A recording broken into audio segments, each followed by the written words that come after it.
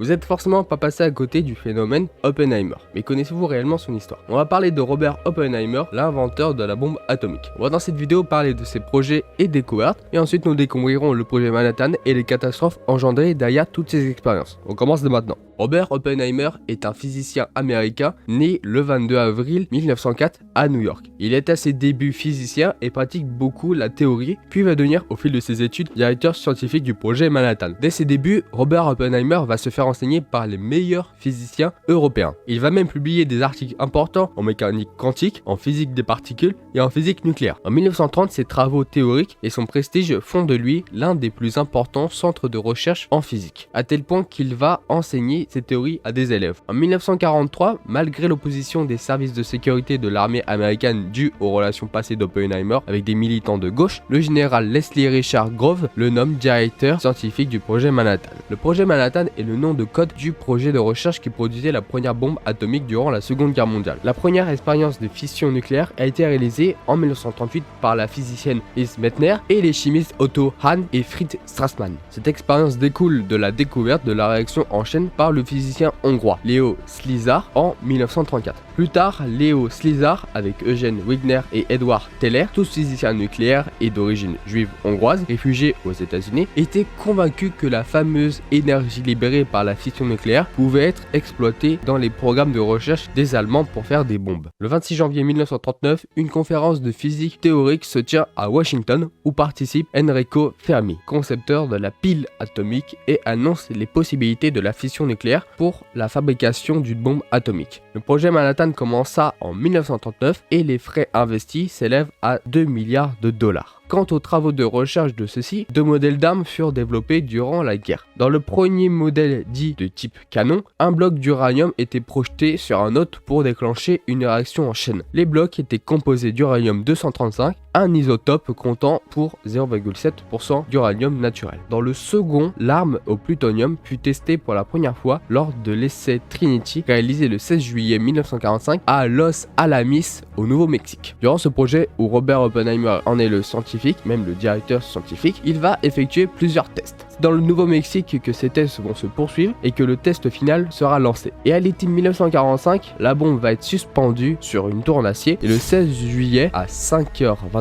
précisément du matin, le test final commence et la bombe est larguée dans le Nouveau-Mexique. Le 6 août 1945, à Hiroshima, la bombe Little Boy est larguée et tuera instantanément 75 000 personnes, pour un total d'environ 250 000 les semaines et les mois qui suivent aux radiations de cette dernière. Et après l'explosion de cette bombe, la ville sera littéralement rayée de la carte. Même destin pour Nagasaki le 9 août 1945 où la bombe Fat Man sera larguée. Au cours de leurs deux explosions, elles atomiseront près de 110 000 personnes. Après le largage de ces deux bombes nucléaires, il avouera avoir du sang sur les mains au cours d'une réunion avec le président Truman. Ce dernier qualifiera Robert Oppenheimer de scientifique pleurnichard puisque les conséquences de ces attaques ne toucheront pas Robert Oppenheimer mais le président Truman. Robert Oppenheimer va par la suite accusé d'être un agent soviétique et il perdra sa réhabilitation de sécurité en 1954. Pour la faire plus simple, il s'agit de mesures individuelles et légales qui effacent une condamnation pénale, ainsi que ses conséquences. Malgré ces épreuves, il sera aidé notamment par le célèbre Albert Einstein, qui l'aura aidé dans la conception de la bombe atomique. En 1963, Robert Oppenheimer recevra le prix Fermi afin de signer sa réhabilitation. Il passera ses dernières années à la recherche et il décédera des suites d'un cancer à la gorge. Après ces bombardements, un discours de Robert Oppenheimer